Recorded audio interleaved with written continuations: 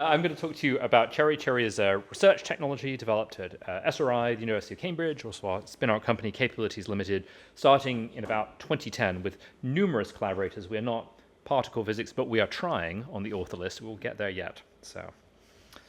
And I should thank our sponsors, especially DARPA, over the first sort of 6 or so years, really helped us establish the technology. UKRI's investment during digital security by design has been transformative, and of course, many other collaborators at NCSC and elsewhere.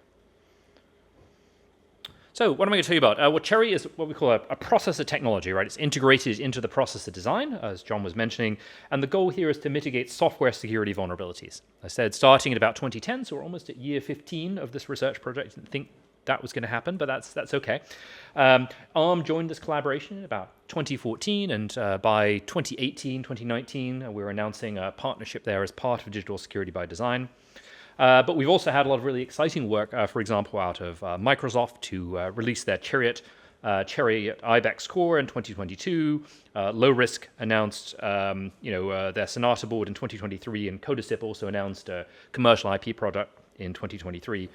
So I'll tell you a bit about this, a limited amount of time, but we'll see how we do. If I was going to point you one article or paper to read, this summer we published a piece in IEEE Security and Privacy magazine, has co-authors from many of these organizations, is a good place to start, just as a starting point on that. So what is CHERI? Well, it's an architectural protection model, and when I say architecture in this context, I mean, generally speaking, the instruction set architecture. It's this interface between hardware and software. And what we've done as part of that is compose a kind of historic idea developed, as with many of these ideas in computer science, in 1960s and 1970s, called a capability system model. I will explain what that is in a moment. We compose it with the CPU design itself and with the software that runs on top. We do this by adding new primitives to the instruction set architecture. These are instructions and data types. We implement them in the microarchitecture, the hardware of the system on chip and the processor, and then this enables us to do new and we hope exciting things in software on top of that. And although it is not the only thing you can do with CHERI, the focus of our work has been around what we call C and C++ trusted computing bases. These are the essential foundations. If these pieces aren't secure, then we promise that your computer is not secure. And the slightly challenging news, I think, for all of us is that that promise is fully upheld, right? We know that our computer environments are not secure. But in particular, I'm interested in the hypervisors, the operating systems, the language runtimes that underlie our safe programming languages, our web browsers, and so on. And really, we have two pitches. One is around fine-grained memory protection. So this is resistance to a huge suite of vulnerabilities that some have mentioned is 70% often of the critical security vulnerabilities that have to be patched day on day in industry. And also something called scalable compartmentalization. And this allows you to reduce the privileges of software, running components, if you will, in sandboxes. We use these techniques today a little bit, and we would like to use them a lot more. We would like, not just every web page to be processed in a sandbox, maybe every image and so on.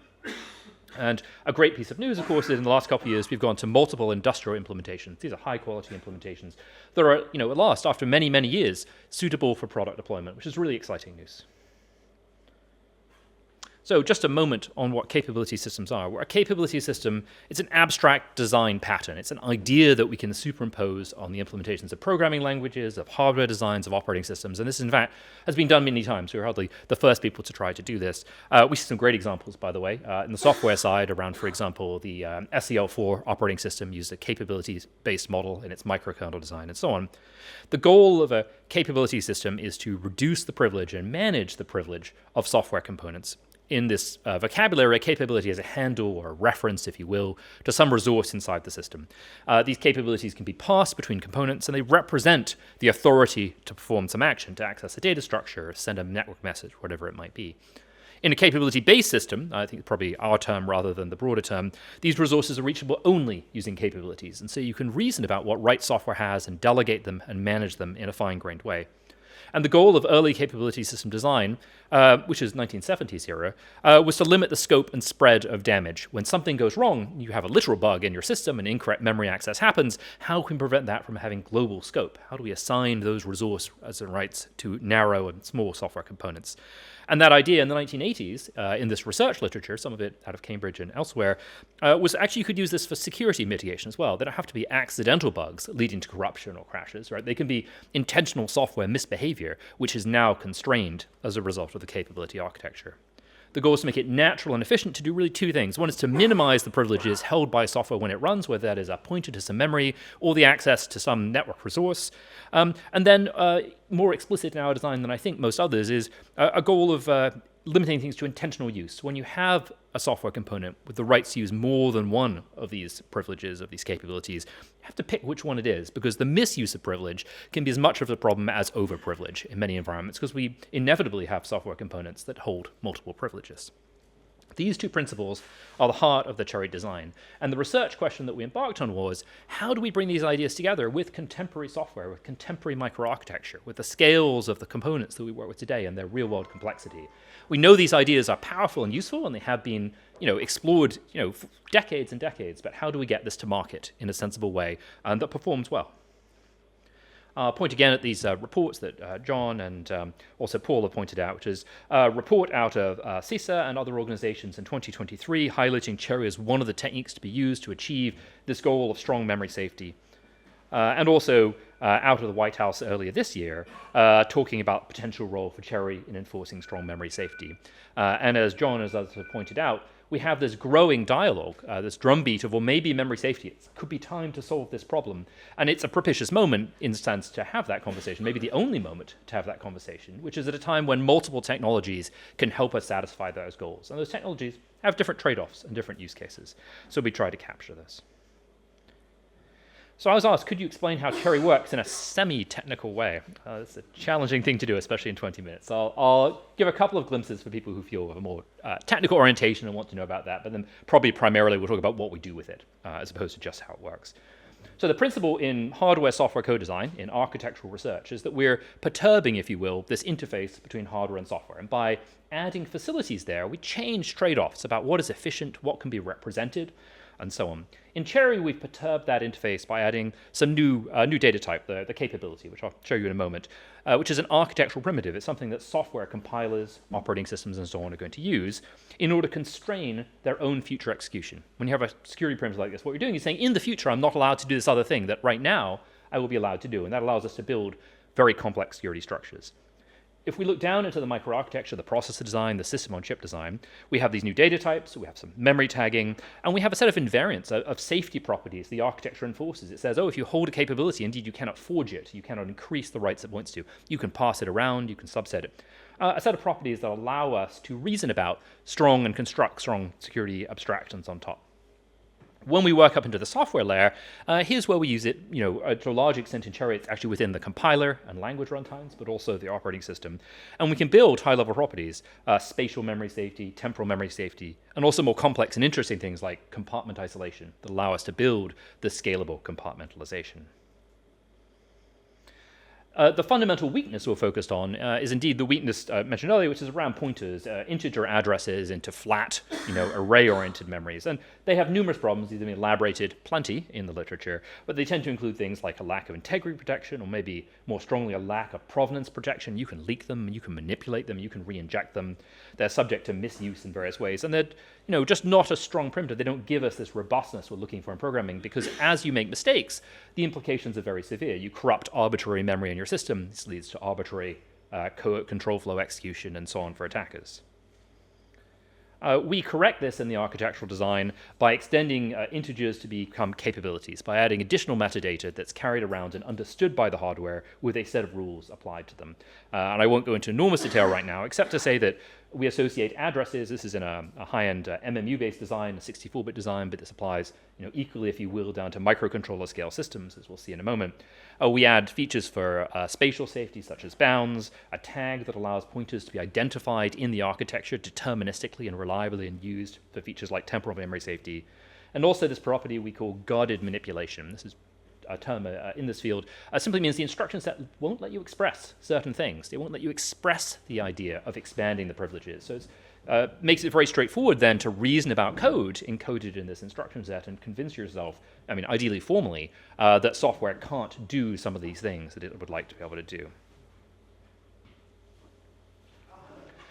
We map these architectural primitives up into use in languages and operating systems. So those of you who do C programming and so on, in the world you can imagine there's some root pointer that points to the full address space, and it's getting cascaded down through memory allocators and runtime linking. as you proceed to carve up bits of memory and hand them out in your applications and your libraries. And we are able to reinforce the nature of that tree, that derivation tree, through the use of these memory tags and bounds and so on. So at any given moment, when you have a reference to some memory, you have a set of strong guarantees. It can't be used to access other memory currently that's allocated, or reused across different memory allocations to refer to the same physical memory, leading, for example, to use after free problems. And as we stack up these properties, such as the inability to broaden the bounds, we can begin to build strong memory safety properties in software and compartmentalization properties. One of the things I think particularly like to point out about CHERI is that it is a deterministic, non-probabilistic protection mechanism. It's not based on secrets that can be leaked. One of the important lessons of the past 5 years has been it's really hard to keep secrets in hardware. Right? Microarchitectures leak information constantly, and attacks like Spectre and so on make it very easy to bypass the secrets-based mitigation techniques that are widely used in industry today. It's not you shouldn't deploy those techniques, sort of the PACs and so on, but on the other hand, they are fundamentally weak with respect to the constructions we have in microarchitecture. And one of the goals of CHERI is to be deterministically strong, right? There may be other information leakage we can't control or limit, but your memory protection mechanism is not going to fail as a result of that. And one of the first things people did with Spectre attacks was to break the memory protection techniques used to protect the Linux kernel, to break ASLR and so on. Let's talk briefly about microarchitecture and prototypes. So one of the interesting things about CHERI, and coming out of DSBD, in fact, has been a very nice demonstration of the scalability of this idea. When we were working sort of 2014, 2015 time period, working with a very limited, constrained set of microarchitectures enabled on FPGA in the academic research environment. Coming out of DSBD, we've seen at the very high end ARM Morello's prototype. This takes one of their off-the-shelf, mature, high-performance designs, the Neoverse N1. You find this in, for example, AWS, but also very similar design in high-end tablets and phones, and demonstrated that the CHERI approach is really sympathetic to its microarchitecture. It is something you can integrate without enormous disruption to your design. It's interesting. In John's language, we're looking for this, this transformation of security affecting all layers of the software stack. It's really comforting that we could achieve this with what is a relatively minor disruption and relatively minor costs at the bottom end of the stack. At the very other end of the spectrum, Microsoft's CHERI IBEX microcontroller took the open source IBEX core used by the developer originally at ETH Zurich and used at low RISC and Google and various other places, and demonstrated a really sympathetic integration into that microarchitecture, and actually demonstrated there was some interesting contrast to be found between how you implement a portable CHERI model at the very low end versus the very high end with different memory technologies and different scales.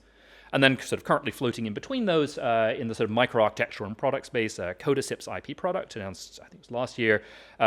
This is a pipeline design. It's not a giant, data center, energy hog, a utilizer of energy to generate performance. It sits in a comfortable space around high-end embedded products, maybe in the automotive space, and so on. And has likewise demonstrated a nice integration of that into a really viable product line. And so it's really interesting, but also very exciting, this idea scales up and down. And that's important because we don't want to have different memory safety properties for C and C++, depending on where it is we're programming. Yes, there'll be minor variations in performance trade-offs and so on, but ultimately, we want the same programming model. Right? And that's something that we can achieve with CHERI, and is a great outcome of this program, the generality of the approach. Given time constraint, we'll spend a lot of time on this. ARM's Morello is, as I said, very high-end design. The investment, I guess, of probably approaching £100 million to develop. It's a really nice. There's an up pointer going on over in John's category. I'll simply say £100 million or more. With announced partners including Google and Microsoft, really an exciting opportunity. If we had a technology that only worked at the lowest end scale, it's not that would be a bad thing, but it's really important to be able to address these use cases. Roughly 1,000 of these have been manufactured, distributed to research labs and companies. If you would want to get one, you can ask UKRI for one, and they will happily send one to you. Yes, you should request them from UKRI soon. So that's really exciting. And we have extremely large software stacks, in excess of 100 million lines of C and C++ code running memory safe and compartmentalized on this platform, which is an outstanding research outcome, a product also of digital security by design. I mentioned CHERI a moment ago, so this is done by David Chisnell's team when he was at Microsoft Research. This is the open source microcontroller used in products like OpenTitan, and it's RISC-V based. And his design, as I said, really shows how you tune CHERI to this much smaller scale ecosystem, but also can achieve more in an environment where you're allowed to really clean slate the design on operating systems and software. So it's a very exciting piece of research. Came out of collaboration across research and product side at Microsoft. And I think we will see increasing number of products announced based on this in the coming couple of years.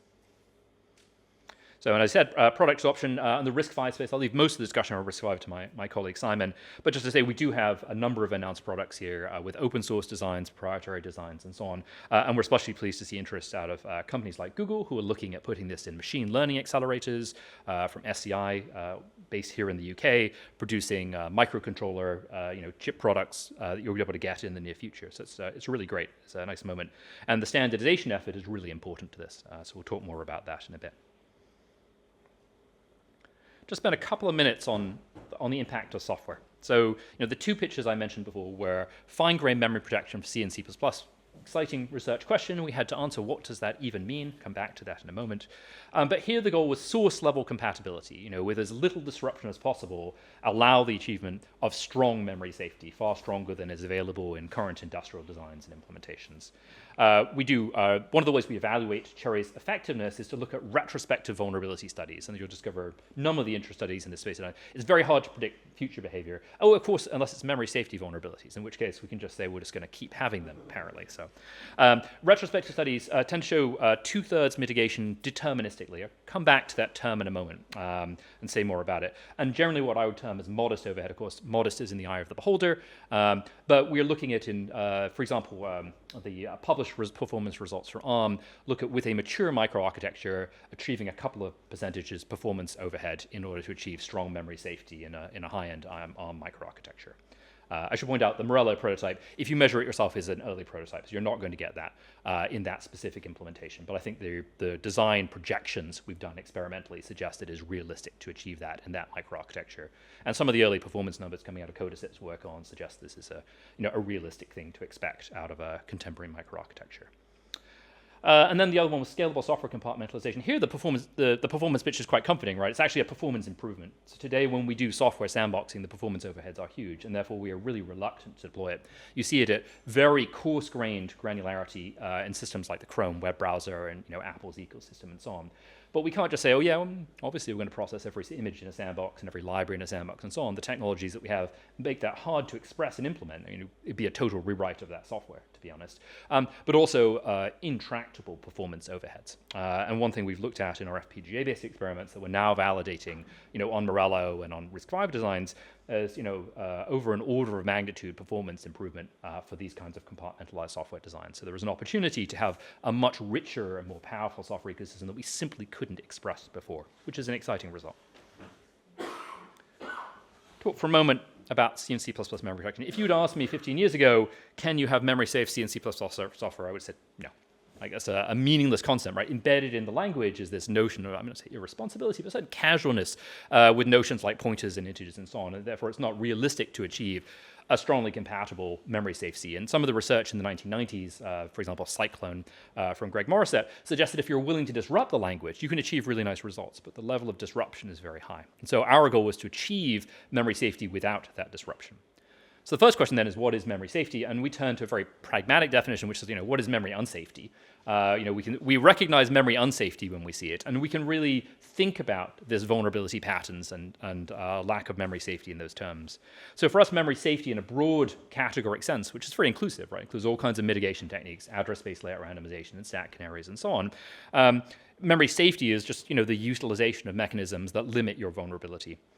We then kind of break down these mitigations, which is, again, security-oriented term. This is not about bugs in the abstract. It's about the application in a security context, into vulnerability mitigation, which is the deterministic closure of problems such as buffer overflows or use after free. We argue that the invariants exist in the hardware-software design that prevent those bugs from being utilized to achieve, for example, aliased references to the same memory using different types. And then we have another category we call exploit mitigation. This is about specifically targeting the attacks that are used when you have memory unsafety. And CHERI reinforces both of those aspects significantly.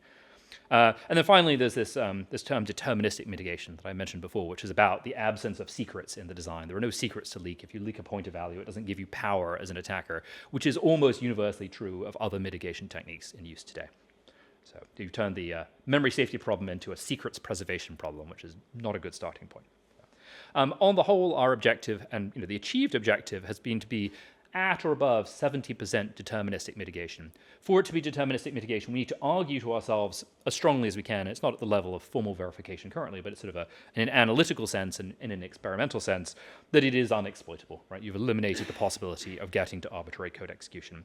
We actually have a stronger mitigation capacity, but we would not argue that it is, at least right now, we wouldn't argue it's deterministic. We break many common exploit techniques. We make attacking much harder. There's a nice red teaming study out of Microsoft looking at what does a post-CHERI attacker achieve when you are willingly and intentionally putting in vulnerabilities where CHERI is not targeted to resolve them. There we seem to have a very strong effect, but we don't really have a way to evaluate the effectiveness of exploit mitigations generally. Some interesting work around CFI out of NSA, but otherwise like not a very good quantitative way to think about this. I think it's an area where we'd like to do more research, because I'd love to be able to say, well, 70% vulnerability mitigation takes us to 90% deterministic mitigation, but we're not quite there in terms of the arguments that we can deploy. So we have a technical report, the CHERI C++ program guide, probably the best reference right now to CHERI memory safety. Basically, the principle here is that we've replaced all implementations of pointers, which, instead of using integers to implement them, the architectural integer type, the architectural instructions for integers, with the capability type and capability instructions. This changes the size of the pointer, it affects the language types to some extent. And so then we find ourselves in a trade-off space, which is in return for this particular performance behavior, this particular security behavior, and this particular, if you will, level of disruption in source code, what is the sweet spot, in that triangle, right, in that trade-off space? We achieve strong, what we call referential sort of pointer protection, spatial and heap temporal memory safety. There is some adaptation costs. We have lots of studies talking about this. Happy to talk about it more. We'll mention a bit more in a bit, but it is comparable in scope to the transition from 32 to 64-bit. So it is an achievable goal. Industry has demonstrated it can do it when it feels sufficiently motivated. And we actually benefit from that transition because a lot of the changes we look for actually have already been performed as part of that transition, which is helpful. And then we have, as I said, we have a large software corpus, around 150 million lines of code, give or take, running with strong memory safety, with minimal or in sometimes cases no changes to source code, which is exciting. There was a nice retrospective study done by Microsoft Security Response Center there, MSRC, looked at all of their 2019 critical memory safety vulnerabilities to assess, when you categorize them, what is the impact, what is the definition of criticality, what's the requirement to patch, which I think is a really nice, a practical definition of a memory safety vulnerability, differentiates a bug, which you may or may not find interesting, from something that causes an organizational behavior. Basically, we're going to say a vulnerability is mitigated if no update is required, which also takes into account the use case, right? Is crashing important or not, for example, in terms of judging the impact on uptime. They did a concrete analysis with respect to the implemented spatial safety at the time. They did an abstract analysis with respect to temporal safety, which was in development at the time. And they also red teamed, specific artifacts looking at a particular challenge case around language runtimes, which are interesting because the goal of a language runtime is to enable arbitrary code execution, right? So generate code to run whatever the program is looking for, but obviously not that other code that the attacker was looking for. To what extent can CHERI help you with that? And they concluded about 2/3 deterministic mitigation, which is, basically the target there. And they also made some nice recommendations that caused us to improve how we were generating code and using the facilities in CHERI in the active system. So it was a really great quantitative and evidenced set of results, which is exciting, and again within the remit of DSBD and a nice set of outcomes. I won't touch too much on software compartmentalization, except to say that the principle here, as I mentioned before, is around software sandboxing. So we have a giant pile of software, tons and tons of privileges. We begin to partition it up to isolate the use of those privileges, not just to limit, in fact, the privileges, but also the attack surfaces that a successful attack can get to. This is what I would call generalized vulnerability mitigation. It actually doesn't care too much what the vulnerability is, right? It's a powerful technique, but also a technique that has scaled poorly in conventional designs. And we have an example here from Hashem Al-Matari's PhD dissertation. Hashem is here somewhere, in the audience. He's currently been working on SEL4 support on the Morello platform. Basically saying, well, even if you take an embedded operating system, you begin to push it out into parts, network stacks and other components. What can you achieve in terms of deploying these techniques? How can you scope the damage from, for example, a vulnerable network stack on the broader system?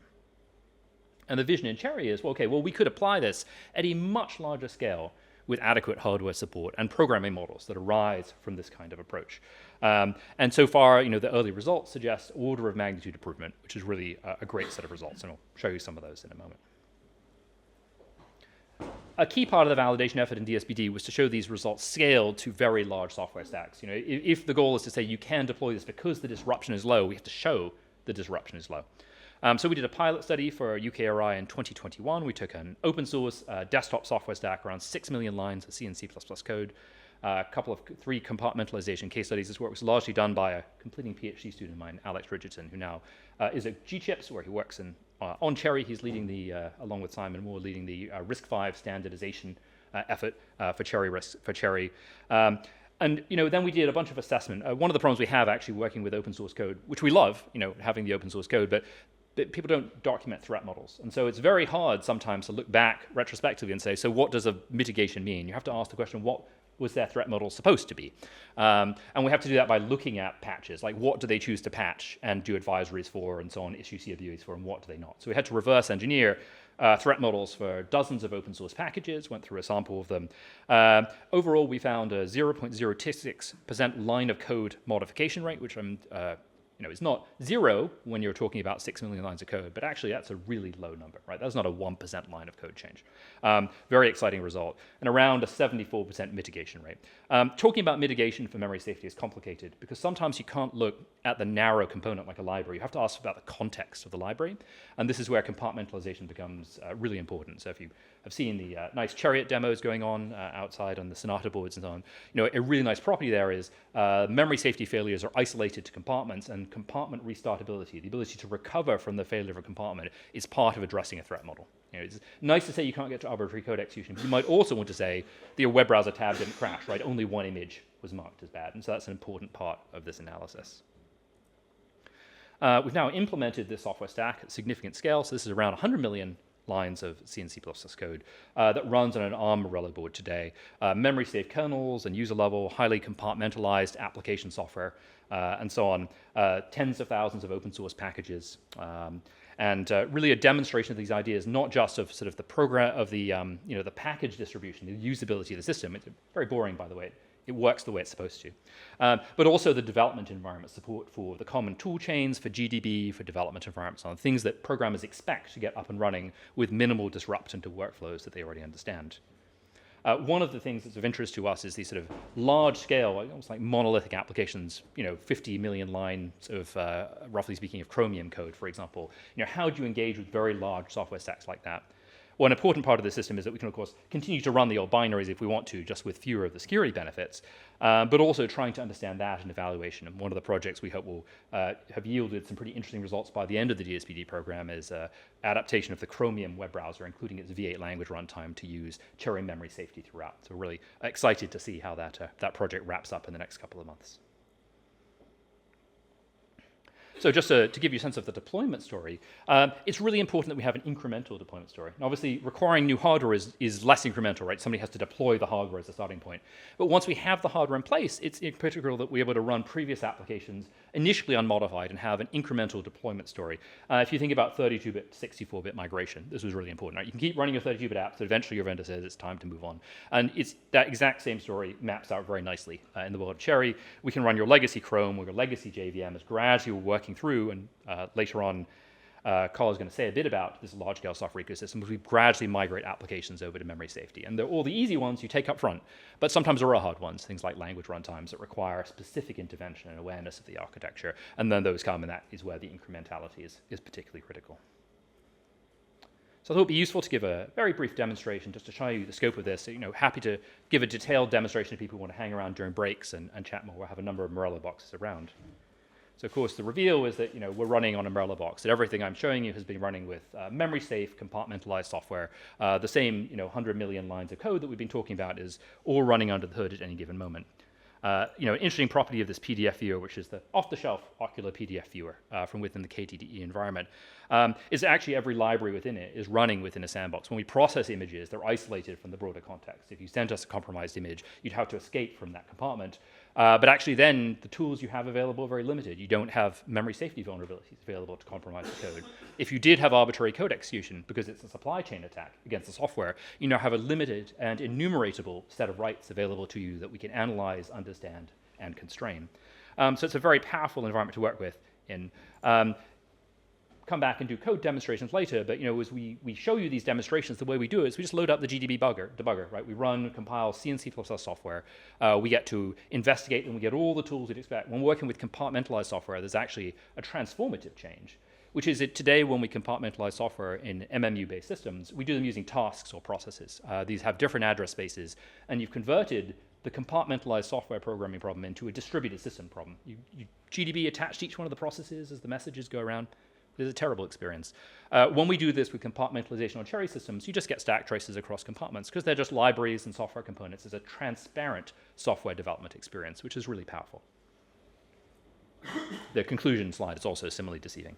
So just like thought, we were talking earlier about the importance of memory safety and the pitch that memory safety is more useful for a poaching industry and government around a way to request these kinds of features. Because what you don't want to do is say to particular companies, you have to achieve memory safety using this specific technology. They may choose to adopt your technology. I would love it if they adopted our technology. It would be wonderful. But ultimately, we need a marketplace of ideas and approaches, and then maybe have different trade-offs, right? That CHERI allows us to engage with billions of lines of existing C and C++ code, but possibly you should still write your new TCP in Rust, right? Those are complementary solutions in an idea space. But here is an area in which CHERI is particularly powerful. It is in this incremental and very rapid adoption for existing trusted computing bases. So if we take a look at Black Duck, this is Synopsys' acquired service, indexing open source, they found without any trouble 10 billion lines of C and C++ open source code lying around in the world. So far, the Rust community in its lifespan has generated, probably by now, it's about 50 million lines of Rust code. They are making amazing progress, right? It is an astounding set of results. They've gotten developers to start using this language. It's a very powerful language. It gives you some things that CHERI doesn't have, like static checking at the point your compiler says you have this bug here. We tend to be dynamic enforcement, but they're moving pretty slowly. And one of the things that's interesting is that we can have one of our staff members bring over 40, 50 million lines of code running with CHERI, C and C++, and memory safety, and with any like compartmentalization. In about maybe 18 staff months of time, that is a completely different degree of productivity. And so I think the argument we like to make is not that people shouldn't program in Rust, but rather we need to think a bit more broadly, because if we want to achieve universal memory safety on the order of 5 to 10 years rather than 40 years, which is kind of the worry we all have, or maybe never, we're going to need all of these kinds of technologies. And I think a challenge to this community is to think about how we might get there, because we now have the technology to do that. We need to figure out how to get past the market obstacles and all the other things that come with the deployment of these technologies. Along the way, one of the problems we've been looking at recently, you can see it kind of coming up in the threads conversation here, has been, how do customers ask for memory safety in a robust way? Today, if you put out a tender and you said, I'd like a memory safe computer system, I just have no idea what you would get back. It would be really intellectually interesting, but probably unsatisfying, right? You just have no idea. In fact, DARPA did a study a few years ago. They said, let's look at existing systems and find out if the oldest mitigation technologies we know of, stack canaries, are in use. Because we don't put it in our requirements that you have stack canaries. And they were disappointed to find they didn't have stack canaries in many of their products. And it's not that stack canaries are enormously beneficial anymore. We know how to bypass them trivially as attackers. But the fact that they're not present if you don't ask for them is interesting and a real worry. And so we need to get beyond that. So we've been hosting a dialogue, National Academies of Sciences in the US, various governmental institutions, the US and the UK, elsewhere, industry, putting together a white paper calling for a standardization of vocabulary, of approaches, of practices that would include multiple of these technologies, but allow us to begin to think about interventions. Procurement side, how does government, for example, or healthcare sector say we must have memory safety? Or market interventions around regulation, changes in liability regimes and insurance. Why should you have your professional indemnity insurance if you are not implementing things with memory safety? And yet we don't want to say you have to use this technology or that one. So it is an important discussion to have. So let me point you at our website, and of course the CHERI Alliance website, and this recent paper that we've written on this topic, which gives you a sense of some of the research we've gone through so far, especially in digital security by design. And of course, invite your interest. Carefully have left myself as little time as possible for questions very successfully. So I'll thank you and hand over. Thank you very much.